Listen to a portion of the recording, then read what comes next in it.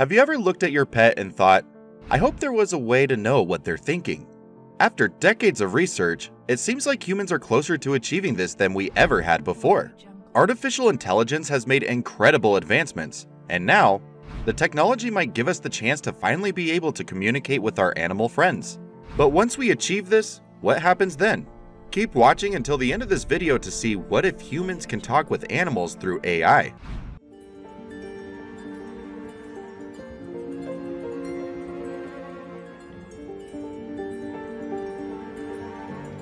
A non-profit organization named Earth Species Project, also known as ESP, is spearheading the research towards making it possible for humans to talk with animals.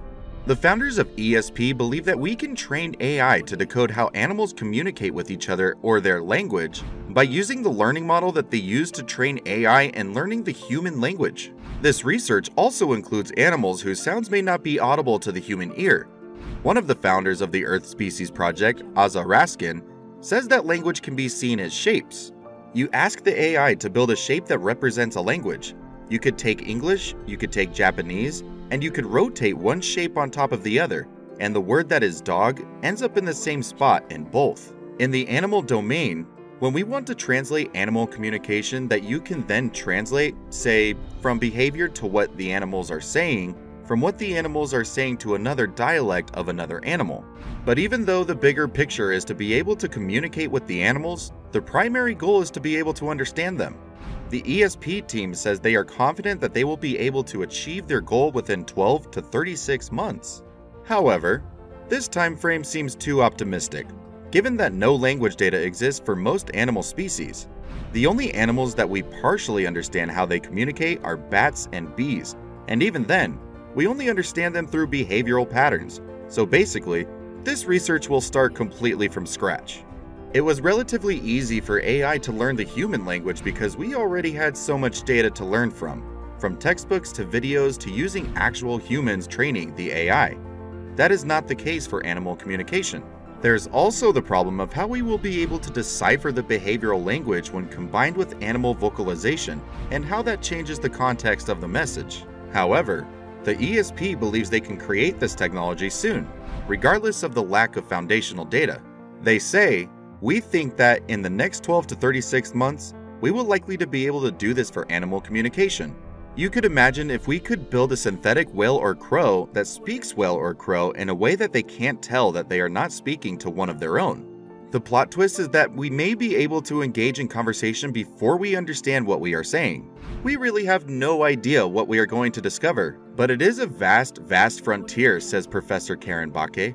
Another factor that may hinder its project's progress is that animals are smarter than we think, and might not want to communicate with us once they realize we are not one of them. With this, the goal of the ESP is to create a synthetic model of the species that can produce animal vocalization. However, if this approach also fails, how will the research move forward? Ethical problems with AI technology on communicating with animals. While this research might allow us to talk to our beloved cats, dogs, or any other pet you have, that is not what this research is for.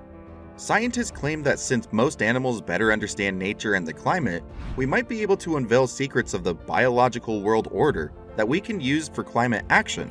Founder Aza Raskin says, when this becomes the thing that the entire world sees, suddenly I think we can accelerate and be a force multiplier for every other conservation and climate action out there. Given the state of our climate, this research might give us new insight into how to better approach our environmental issues. This technology might be able to help us protect the tourism sector as well.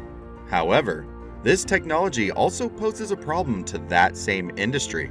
Throughout history, us humans don't really have a good track record when it comes to protecting our natural resources and wildlife. More often than not, evil people use the technology we use to exploit the vulnerability of those animals who are out in the wild, even when the original intention for creating said technology was for good. And the implications of being able to communicate with animals effectively raise the same concerns. Some scientists are worried that once we communicate with animals, the wrong people, like poachers, will get a hold of this technology and then use it to lure in animals for an easier kill. Scientists also believe that this technology will create an avenue for people whose livelihoods depend on ecotourism to take advantage of animals and force them to come up and entertain their customers. Great power comes with great responsibility. And when it comes to big ideas like this, we are responsible for looking into the future and finding ways to offset the possible negative repercussions of this research. Because what is the point of all this research if it actively contributes to the destruction of our planet? Previous attempts of communicating with animals. For decades, humans have tried and failed to find a way to communicate with animals. Some of the most notable cases are Koko the gorilla and Peter the dolphin. In both cases, the humans failed to be able to decode how to decode them because we were approaching it wrongly. We were trying to make the animals learn our language instead of the other way around. Given that humans are meant to be the most intelligent among all species, it's a mystery why we put the burden of learning on the animals. From the very start, we should have been the ones who tried to understand how their complex world worked. Both of the cases mentioned before were pretty controversial, but let's start with Koko the gorilla. Before this new artificial intelligence research, the closest we have ever been to communicating with animals was Koko the gorilla. From birth, Koko was taught how to speak sign language by researcher Francine Patterson, and a lot of people were convinced that Koko was really communicating with them through sign language. Professor Barbara King says, because she was smart enough to comprehend and use aspects of our language, Koko could show us what all great apes are capable of, reasoning about their world and loving and grieving the other beings to whom they become attached. However, Koko's ability to be able to use and understand sign language is still up for debate today. Another controversial research aimed at wanting to communicate with other animals that failed was Peter the dolphin, also known as the dolphin, who fell in love with his teacher. Much research has proved that dolphins might have a higher intellectual capacity than most animals, so it seemed logical to teach dolphins how to speak our language through their blowholes. Although Peter was able to make progress in learning the human language, scientists then didn't consider the fact that dolphins are very sexual animals and how this would affect the research. Most of us know how this story turned out. Peter wasn't able to learn the human language, and he ended up dying early because he was separated from his lover, who was his teacher.